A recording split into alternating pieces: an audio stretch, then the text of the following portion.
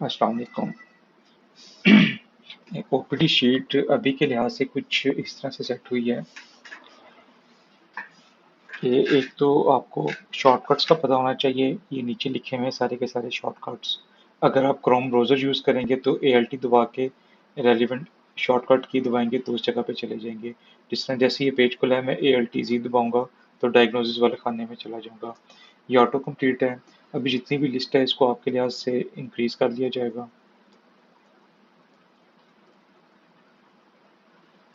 अच्छा, टैब का की दबाएंगे तो अगली जगह पे चले जाएंगे, यानी अगले इनपुट फील्ड के अंदर। यहाँ पर हम उसकी डिटेल्स डाल सकते हैं, जो भी किडनी जो भी प्राइमरी डायग्नोसिस है उसके साथ कोई एसोसिएटेड डिजीजेज हैं या उसकी डिटेल के अंदर कुछ लिखना चाहें। टैब की दबाएंगे तो विजिट टाइप के अंदर आ जाएंगे। पूरे सॉफ्टवेयर के अंदर किसी भी जगह जो ड्रॉप डाउन मेन्यूज हैं उनको दो तीन तरीके से देखा जा सकता है। एक तो क्लिक का बटन दबाएंगे तो ड्रॉप डाउन मेन्यू खुल जाएगा, नहीं तो F4 का बटन दबाएंगे। अभी मैं इधर हूँ, टैब का की दबाया, विजिट टाइप में आ गया, F4 दबाया तो मेरा जो भी उसमें ऑप्शंस थी वो ओपन हो गई है। कुछ अर्से बाद आपको वैसी प्रैक्टिस हो जाएगी। आप जैसे अगली की पे आएंगे, आप F का जिस तरह बटन दबाएंगे तो F से जो भी वैल्यू पहली होगी वो पॉप अप हो जाएगी। अगर मल्टीपल वैल्यू होंगी तो बार बार F की दबाएंगे तो वो अगली वैल्यू आ जाएगी। इसी तरीके से नेक्स्ट कॉलम में टैब की दबा कर गए हैं और मैंने S का बटन दबाया तो सेंड होम आ गया। टैब की दबाऊंगा, एसोसिएटेड प्रॉब्लम्स में आ गया हूँ। अगर मैं कुछ एंटर करना चाहूँ कर सकता हूँ, नहीं तो मैं डायरेक्टली ALT, जिस तरह मैंने अगर फर्स्ट करी इन्वेस्टिगेशंस पे आना है तो ALT I दबाऊंगा तो मैं खुद ब खुद ही इन्वेस्टिगेशन के कॉलम पे आ जाऊंगा। यहाँ पर मैं कुछ तो आपके बैक एंड पे उसकी पूरी लिस्ट चलती है जो कि आपकी लैब से फैच होती है, आप उस तरह भी उसको एंटर कर सकते हैं। अगर फ़र्ज़ करें कि उस तरह आपने एंटर नहीं करनी, मैं ALT I दबाया है, उस जगह पे गया हूँ और चलिए इसको मैं डिलीट कर लेता हूँ और मैं शॉर्ट कोट्स के अंदर सारी चीज़ें लिखना चाहता हूँ, तो मैं CBC, कॉमा, LFTs, ये चीज़ जो आपने मुझे एक प्रेस्क्रिप्शन शीट भेजी थी उसके अंदर शायद इस तरह से एंटर हुई हूँ। हाँ, एंटर हुई थी। RFTs मैं लिखूँगा, यूरिन कंप्लीट एग्जामिनेशन लिख दिया मैंने। फ़र्ज़ करें कि मैंने रीनल स्कैन कराना है, वो लिख दूँगा। इस तरीके से आप बहुत लंबी लाइन भी लिख सकते हैं, तो ये मैटर नहीं करता। ये ज़रूर है कि अगर आप अपनी लैब वाली टेस्ट को फेच करना चाहें तो उस तरीके से आपको एंटर फेच कर सकते हैं। अदरवाइज़ अपनी कोई सी भी वैल्यू लिख के उसके अंदर एंटर कर सकते हैं। अगर मैंने मज़ीद कोई टेस्ट एंटर करने हैं तो मैं इसके अंदर ही दोबारा ALT I दबाया तो मैं उधर चला गया हूँ, माउस यूज़ करने की ज़रूरत नहीं है। इसी तरीके से अगर मैंने यहाँ से प्रोसीजर कोई ऐड करना है तो जिस तरह ये W लिखा हुआ है तो मैं ALTW एंटर करूँगा तो प्रोसीजर पे चला जाऊँगा। अभी शायद लिस्ट कोई एंटर नहीं हुई हुई आपके लिए, तो जो भी लिस्ट आप मुझे देंगे वो एंटर हो जाएगी इसके अंदर। अच्छा, इधर भी मुझे एंटर ये की प्रेस करने की ज़रूरत नहीं है, माउस से मैं सिंपल एंटर का बटन प्रेस करूँगा तो वो ऐड होता जाएगा। अगर मैंने प्रेजेंटिंग कंप्लेंट को ऐड करनी है तो ALTQ दबाऊंगा मैं, अदरवाइज मैं आगे आ जाऊंगा टैब की दबा के। केस समरी यहाँ पर मैं लिख दूंगा।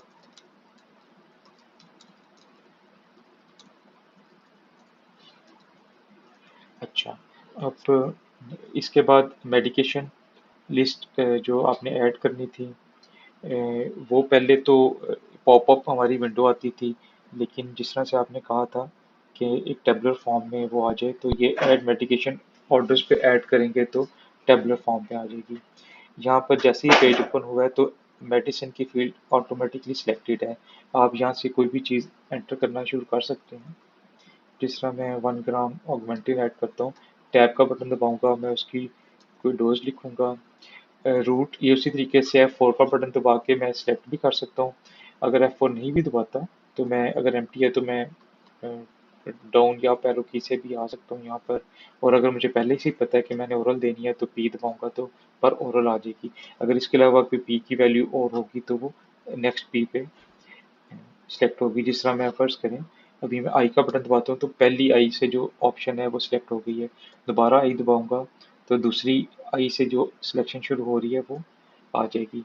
इस तरीके से भी जब आप कुछ अर्सा यूज़ करेंगे तो आपको प्रैक्टिस हो जाएगी। फिलहाल मैं पर ओरल कर लेता हूँ। फ्रीक्वेंसी मैं 1 दबाऊँगा यानी 12 वारली के लिए, या ओडी के लिए ओ दबाऊँगा, सॉरी, मतलब जो भी ओ से पहली चीज़ होगी, चूँकि आ गई है तो ओडी मेरा पहले नहीं आया, मैं ऊपर से जाके इसको सेलेक्ट कर सकता हूँ। बहरहाल इसको मैं अभी 8 और नहीं दूंगा। टाइमिंग टाइमिंग ये थी कि सुबह दोपहर शाम तो देनी है, लेकिन उसके साथ कोई स्पेशल इंस्ट्रक्शंस, यानी खाने से पहले या खाने के बाद, उसको फ्रीक्वेंसी के साथ पहले मिक्स किया हुआ था, लेकिन मुझे लगता है वो आपके लिए ठीक नहीं रहेगा। ये ज़्यादा बेहतर तरीके से डिस्क्राइब करेगा किसी भी प्रिस्क्रिप्शन ऑर्डर को आपके लिए। तो मैंने उसके लिए एक अलहदा फील्ड आपके लिए बना दी है। आप यहाँ से अ, उसे सेलेक्ट कर सकते हैं। ड्यूरेशन पहले से चलती थी, 1 का बटन दबाएंगे या 2 दबाएंगे, बाकी चीज़ें खुद खुल जाएंगी। अगर आप जल्दी से खुद ही एंटर करना शुरू कर देंगे तो वो स्क्रीन ख़त्म हो जाएगी, तो ज़्यादा बेहतर है सिर्फ 1, 2 या 3 दबाएं, उसके बाद अपनी मुतलका चीज़ सेलेक्ट कर लें। या अगर एज इंस्ट्रक्टेड लिखना है तो एस दबाएंगे तो एज इंस्ट्रक्टेड आ जाएगा। या टेक रेगुलरली लिखना है आपने तो टी का दबाएंगे तो टेक कंटिन्यूसली आ जाएगा आपके पास। अच्छा, यहाँ पर भी आप देखें, ऐड के नीचे अंडरलाइन हुआ हुआ है, तो आप इसका मतलब है ये शॉर्टकट की है। यहाँ पर आपके पास ALT A दबाऊंगा तो आपके पास ऐड हो जाएगा। अब ऑटोमेटिकली मेरी मेडिसिन की फील्ड के ऊपर मेरा कर्सर आ गया है। इसका मतलब है मुझे माउस यूज़ करने की ज़रूरत नहीं है, यहाँ से ही मैं दूसरी चीज़ ऐड कर सकता हूँ। ये कर्सर को मैं पीछे कर लेता हूँ। अभी एक और मैं मेडिसिन ऐड करता हूँ। टैब का दबाया, 1 टैबलेट लिखी मैंने, पर ओरल पी दबाया। मैंने इधर सेलेक्ट करना है कि ये फ्रीक्वेंसी SOS ले, ठीक है। और टाइमिंग अभी इसे स्किप कर देता हूँ मैं। ड्यूरेशन 3 डेज़ के लिए मैं लिखना चाहता हूँ। ALT A दबाऊंगा तो आ जाएगा। बहुत जल्दी जल्दी फील होंगे, शुरू में एक आध दिन आपको थोड़ा प्रॉब्लम होनी है, उसके बाद फिल होते जाएंगे। कोई ऐसी दवाई जो कि हमारे पास हमारी लिस्ट में नहीं है, वो भी हम इधर लिख सकते हैं।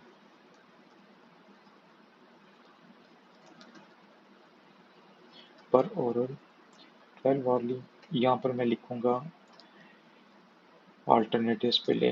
12 वाली लेनी है लेकिन अल्टरनेटिव्स पे लेनी है, और ये आपने 1 ईयर के लिए लेनी है।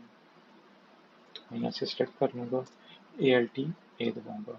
अगर मैंने जो मेरी ऑर्डर्स आ गए हैं उनमें से किसी को चेंज करना है तो मैं यहाँ से उसको सेलेक्ट करके उसकी कोई भी चीज़ में चेंज कर सकता हूँ। कोई मैंने मज़ीद इंस्ट्रक्शंस देनी है, फर्स्ट करो इस टैबलेट को मैं देना है।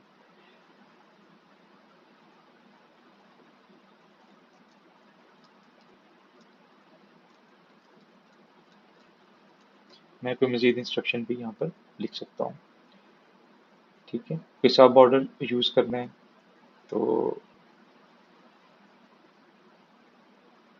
मैं कहता हूँ कि 1 साल के बाद इसे OD में ले लें, और कर दूँगा तो मेरा ऑर्डर, मेरा सब ऑर्डर ऐड हो जाएगा। इस तरीके से कुछ अर्से में आपको प्रैक्टिस हो जाएगी। देखते हैं फिर इसको मज़ीद चेंज करना है कि नहीं। बैक पे बटन पे क्लिक किया, प्रिंट प्रिस्क्रिप्शन की, तो ये कुछ इस तरह से आपको चीज़ें सारी नज़र आएंगी। ये वाली मुझे एक अंडरलाइन जो सा आ रहा है डिजीज़ के नीचे, डायग्नोसिस के नीचे, ये भी थोड़ा ऑड सा लग रहा है। इसको भी देखते हैं कि इसको रखना है कि छोड़ देना है। ये बाकी चीज़ें ये तो चलें, चूँकि किसी और एक सैंपल डेटाबेस पे कर रहा हूँ तो ये चीज़ें आ गई हैं जिसके अंदर ये चीज़ें हाइड नहीं हुई हुई। आपके वाले में जिस तरह से आपने सेटिंग की होगी वो आ जाएगी।